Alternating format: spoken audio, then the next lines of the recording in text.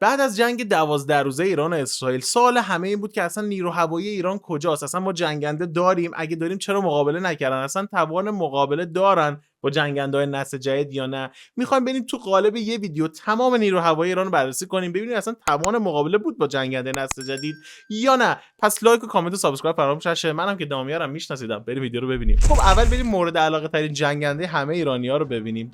F14 تامکت. اصلا این فوق العاده جنگنده هنوز خفنه.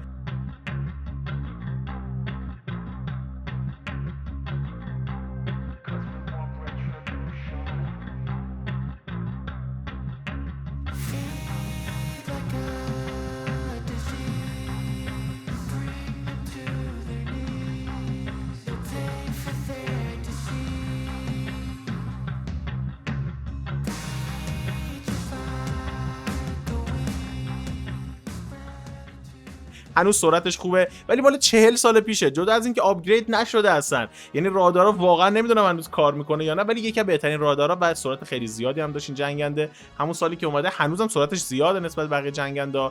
بعد از اون میرسیم به میگ 29 روسی. میگ 29 روسی هنوزم جنگنده خوبیه، هنوزم خود روسیه استفاده میکنه، ولی کنارش سوخو 57 داره، کنارش سوخو 35 هم داره، اینا هم داره و کنارش داره اینم استفاده میکنه و اینم واقعا جلوی مثلا جنگنده پنهانکاری مثل F35 اصلا کاری از پیش نمیبره. بعد از اون میرسیم به دیگه اینا واقعا سنا خیلی زیاده. مثلا F4 فانتوم خیلی قدیمیه، خیلی قدیمیه، با اینکه مثلا میتونه مثلا بمبر باشه زمین رو هم بزنه، ولی خب چجوری مثلا میخواد فایتر باشه با مثلا F35؟ F35 از اون فاصله ای که F4 رو میبینه میزنه و میره، اصلا به اینجا نمیمونه که بخواد مقابله ای بکنه. بعد از اون میرسیم به جنگنده بعدیمون. البته چه بگم، خلبان خیلی مهمه. سوخو 35 که اینجا گذاشتن با این تریمی که گذاشتن که دقیقاً مال ایرانه هنوز نیومده. من الان یادم فکر کنم 5 سال دارم میگم سوخو 35 قرار بیاد کجا. اصلا بعید میدونم روسیه هم جنگنده رو به ایران بفروشه، چون اونور روسیه مراوده خوبی هم با اسرائیل داره، نمیاد که یکی از بهترین جنگنده‌اشو به ایران بده.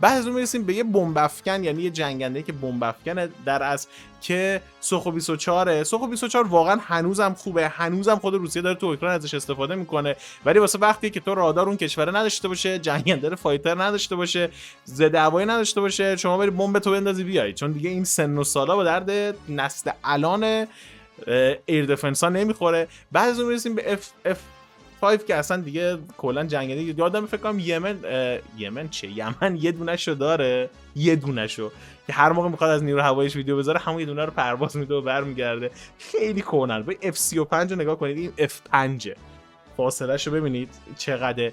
یه جنگنده ما قرار بود داشته باشیم به اسم قاهر 313. این جنگنده اول که قرار بود جنگنده بشه، بعد شد پهباد، بعد نسخه کوچیک‌ترش رو زدن، الان پهبادش هم استفاده نمیشه. تو جنگ هم پهبادش استفاده نشد. دقیقاً نفهمیدیم این جنگنده بومی چی شد، از کجا اومد به کجا رسید. هیچ پروازی مشخصی هم نداشت هیچ وقت. پهباد جاس 313 میباشد که در ابعاد مختلف توسط دانشمندان داخلی کشورمان طراحی و مورد استفاده قرار گرفته است. از ویژگی برجسته این پهباد جنس بدنه و نوع موتور قدرتمند آن است.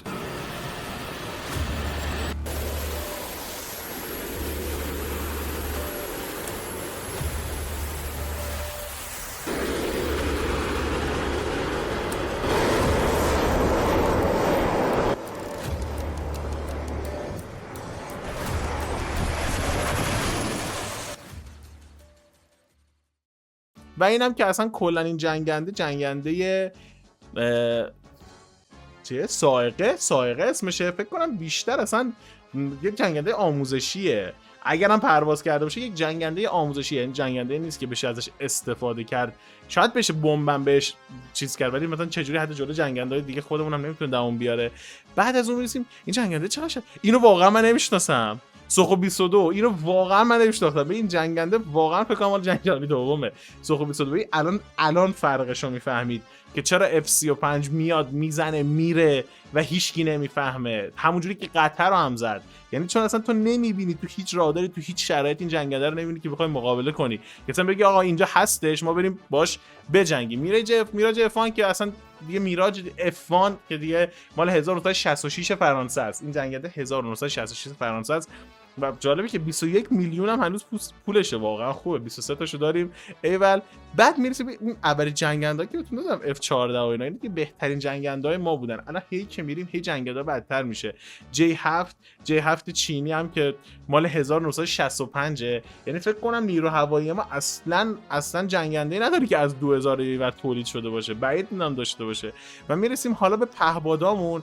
باز بعد پهپادامون خیلی بهتره. مثلا مهاجر 4 واقعا پهپاد خوبیه، یعنی اصلا کلا پهپادی ایران حرف نداره به نظر من. یکی از چیزی که جهانی‌ها میگن جزو 5 تا برتره. دیگه الکی نیست که دیگه الان روسیه داره میخره تو جنگ اوکراین داره استفاده میکنه. من اصلا نمیگم جنگ اوکراین تجاوز روسیه بوده واقعا، ولی دیگه بالاخره داریم بحث نظامیشو بررسی میکنیم. مهاجر 6 هم که فوق العاده است. مهاجر 6 هم پهپادیه که همه جا راجعش صحبت میکنن. کلا اگر ما تو نیرو هواییمون ضعیفیم که خیلی باگ بزرگیه، تو جنگم به خاطر همین خیلی اتفاق واسمون افتاد، توی بحث پهپادی به نظر ایران وضعیتش خیلی خوبه و همش هم تقریبا صادراتیه. ما همه رو داریم صادر میکنیم هر کدومی که بخوایم.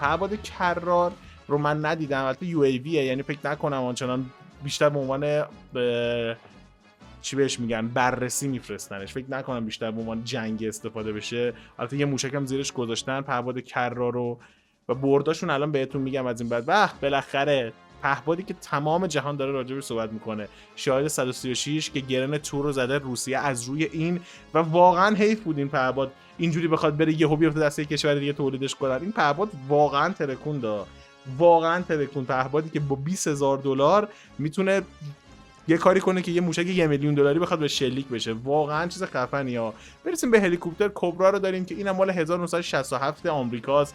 یعنی ببینید 1967 شرکت بل آمریکا این اومده درست کرده. الان ما نمیتونیم با هلیکوپتری که بل الان درست میکنه مثلا مقایسهش کنیم، در صورتی که اصلا استفاده هم دیگه نمیشه. چون هلیکوپتر بیشتر موضع داخلی داره، تو جنگا زیاد استفاده نمیشه.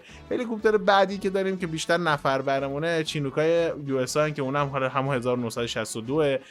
هر چی داریم از نیروی هوایی به غیر پهپادا یا مال آمریکاست یا مال چین یا مال روسیه که اونم نسل اولش نیست. الان J20 چینی نداریم، مثلا سوخ 35 روسی نداریم، F22 F35 نداریم. میدونی اینا خیلی مهمه دیگه. اون نسل قدیمی اینا خب معلومه با نسل جدید خودشون نمیتونن مقاومت کنن. اینم بله هلیکوپتر بریم که هنوزم هلیکوپتر خیلی خوبیه. فکر کنم رئیس رئیسی هم توی دونه از اینا بود که سقوط کرد، ولی خب اینم مال همون موقع است دیگه، مال 1969. این همه این خریدایی که تو دوره پهلوی انجام شده دیگه مونده رو ما، چون ما که اصلا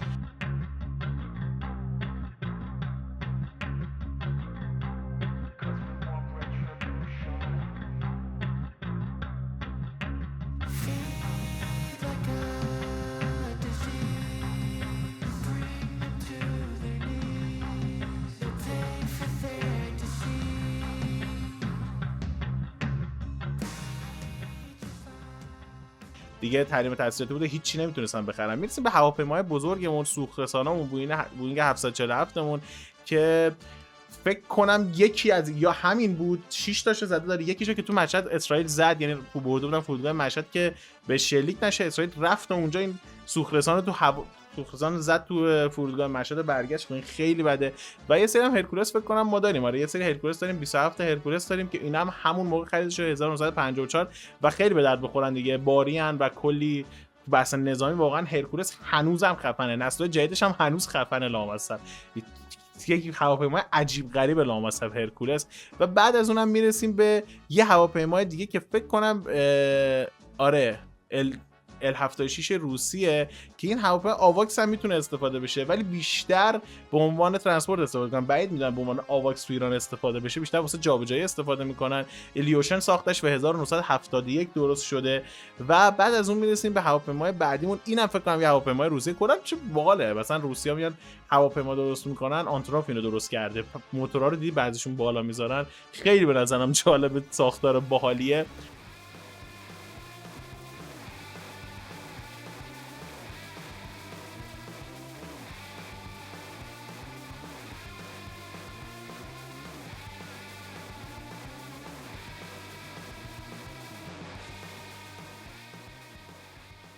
دوازده تا داریم. این سرویسش 12 تا نمیدونم در جهان یا ما 12 تاشو داریم، اینو دقیقاً نمیدونم، ولی اینم بیشتر واسه جابجاییه دیگه. اون به عنوان آواکس میشه الیوشن استفاده شه، ولی بعید نه ما آواکس داشته باشیم در حال حاضر، چون وضع رادارمون زیاد جالب نیست.